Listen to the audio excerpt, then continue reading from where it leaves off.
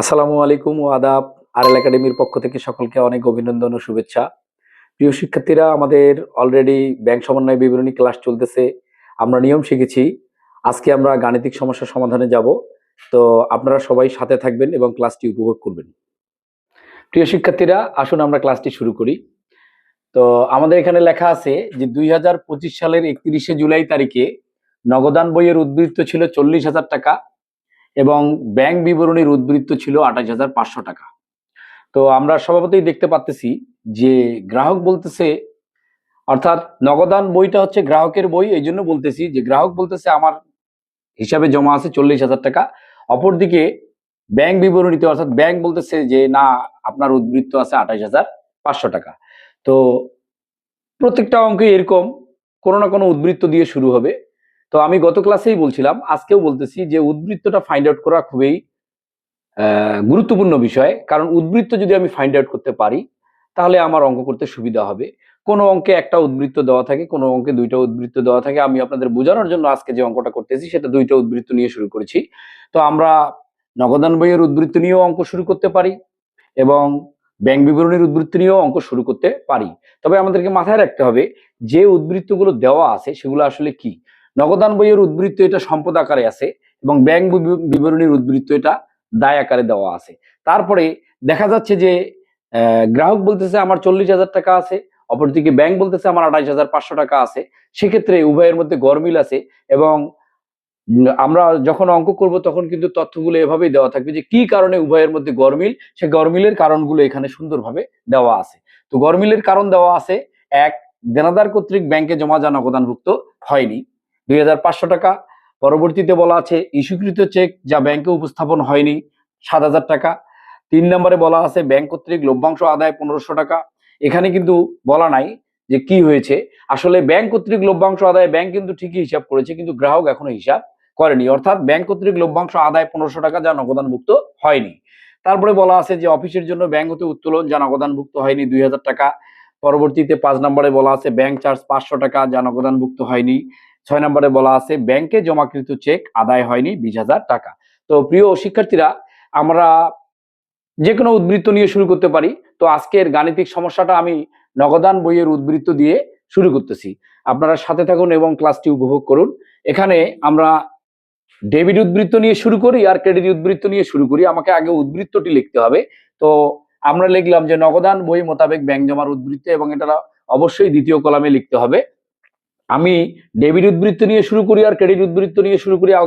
আগে আমাকে অবশ্যই যোগের বিষয়গুলো লিখতে হবে, তারপর বিয়োগের বিষয়গুলো লিখতে হবে। তো আমরা যোগের বিষয় লিখছি। তো এখানে বলা আছে যে দেনাদার কর্তৃক ব্যাংক জমা যা নগদানভুক্ত হয়নি, অর্থাৎ দেনাদার মানে কি, যার কাছে আমরা টাকা পাবো তিনি আমার অ্যাকাউন্টে জমা দিয়েছেন কিন্তু আমি এখনো হিসাবভুক্ত করিনি, অর্থাৎ আমার খাতায় আমি এখনো তুলিনি। আমি আগেই বলেছি এই অঙ্কটা করার সময় আমাকে একজন গ্রাহকের দৃষ্টিকোণ থেকে অঙ্কটি করতে হবে।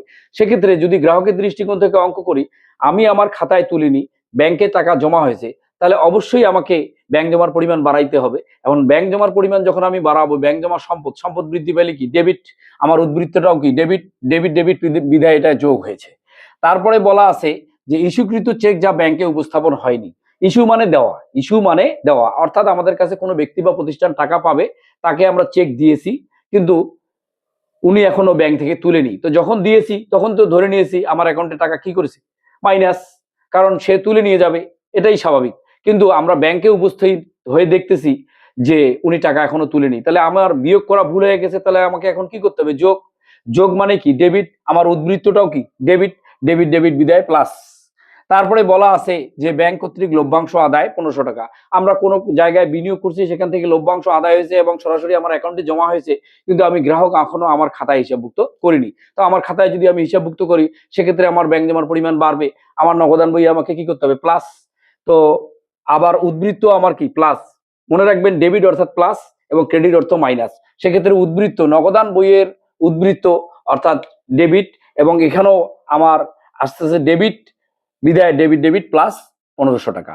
পরবর্তীতে এখানে বলা আছে যে অফিসের জন্য ব্যাংক হতে উত্তোলন যা নগদানভুক্ত হয়নি। আমরা অফিস বা প্রতিষ্ঠানের প্রয়োজনে টাকা উত্তোলন করেছি কিন্তু আমাদের খাতায় লিখিনি।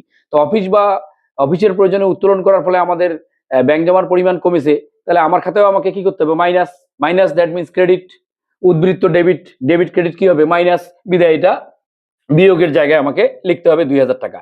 তারপরে বলা আছে ব্যাংক চার্জ, ব্যাংক হিসাব সংরক্ষণ করার কারণে 500 টাকা আমাদের অ্যাকাউন্ট থেকে কেটে নিয়েছে, যা আমরা খবর পাইনি। যখন 31শে জুলাই আমরা ব্যাংকে পৌঁছাই, তো তখন আমরা বুঝতে পারি যে ব্যাংক চার্জ বাবদ 500 টাকা কেটে নিয়েছে। তো আমার খাতায় এখন আমাকে কি করতে হবে, minus, minus that means credit, credit উদ্বৃত্ত কিন্তু আমার ডেবিট, ডেবিট ক্রেডিট কি হবে মাইনাস, বিধায় মাইনাস হয়েছে 500 টাকা। এখানে আরেকটা লেনদেন আছে যে ব্যাংকে জমাকৃত চেক আদায় হয়নি 20,000 টাকা।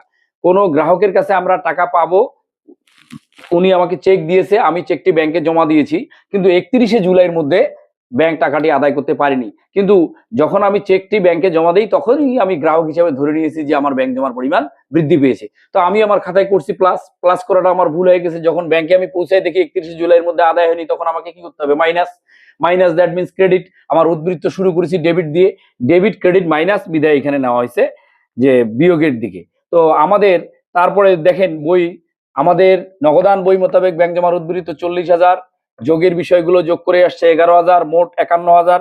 তারপরে বিয়োগের বিষয়গুলো যোগ করে হয়েছে 22,500, সর্বশেষ উদ্বৃত্ত 28,500।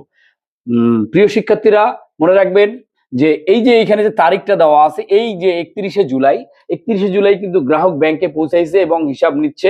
মনে রাখবেন 31শে জুলাইয়ের পরের কোনো লেনদেন এই গাণিতিক সমস্যার সমাধানে লিপিবদ্ধ করা যাবে না, কোনোভাবেই যাবে না। যদি আমরা 31শে জুলাইয়ের পরের কোনো লেনদেন লিপিবদ্ধ করি, তাহলে আমাদের গাণিতিক সমস্যা সমাধানে ভুল হবে। আরেকটা বিষয় মনে রাখবেন, আমরা অঙ্ক যদি শুরু করি ডেবিট দিয়ে, শেষ করতে হবে ক্রেডিট দিয়ে। আর যদি শুরু করি ক্রেডিট দিয়ে, তাহলে শেষ করতে হবে ডেবিট দিয়ে। বিদায় দেখেন এখানে লেখা আছে নগদান বই মোতাবেক ব্যাংক জমার উদ্বৃত্ত, এটা আমরা পূর্বেই শিখেছি যে এটা হলো ডেবিট উদ্বৃত্ত। বিদায় রেজাল্ট হয়েছে ব্যাংক বিবরণী মোতাবেক ব্যাংক জমার উদ্বৃত্ত। এবং অবশ্যই দেখেন যে এখানে উভয়ের বই কিন্তু মিলে গেল। তো রিমুন বিল্ডার্সের যে ভুল ছিল সেটা কি হয়ে গেল, সংশোধন হয়ে গেল এবং উভয়ের বই মিল হয়ে গেল। তো আজকের যে অঙ্কটা ছিল এটা একক জের পদ্ধতি, আমরা পরবর্তীতে উভয় জের পদ্ধতির অঙ্ক নিয়ে আসব। আরেকটা বিষয়, অনেকেই বলেন ডেবিট মেমোরেন্ডাম, ক্রেডিট মেমোরেন্ডাম কি। আসলে যে তথ্যগুলোর ফলে একজন গ্রাহকের ব্যাংক জমার পরিমাণ বৃদ্ধি পায় সেগুলো হচ্ছে ক্রেডিট মেমোরেন্ডাম, এবং যেই তথ্যগুলোর ফলে একজন গ্রাহকের ব্যাংক জমার পরিমাণ হ্রাস পায় এবং সেগুলো লিখে যখন বিবরণী তৈরি করা হয়, সেটাকে বলা হয় ডেবিট মেমোরেন্ডাম। প্রিয় শিক্ষার্থীরা সাথে থাকবেন এবং অবশ্যই আমাদের আরএল একাডেমির ইউটিউব চ্যানেলটি সাবস্ক্রাইব করবেন। আরো সুন্দর সুন্দর ক্লাস নিয়ে উপস্থিত হব। সেই পর্যন্তই সবাই ভালো থাকবেন।